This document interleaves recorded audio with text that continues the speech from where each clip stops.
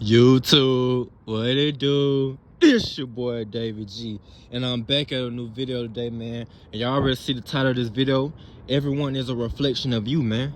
Look around you. When someone is mad, that's you when you mad. When someone is happy, that's you when you happy. When someone is sad, that's you when you sad. We all just a reflection of each other. You are me and I are you. So before you disrespect somebody, take a minute and pause and realize you're only doing it to yourself. The biggest illusion of this world is when we was taught to believe we're separate from each other. This is what the ego wants us to think, the real you. But the real you, the divine you, understand as a spiritual being having this physical experience is that these physical bodies see skin color, see race, see gender, but the person inside of the body is the real you, not the physical you, but the spiritual you that's connected to everything inside of this universe. The God that dwells within everything inside of this universe, including us. So don't forget, if you didn't take anything I said from this video, take this. Everyone is a reflection of you. It's your boy David G. Like, subscribe. 2022, we going up.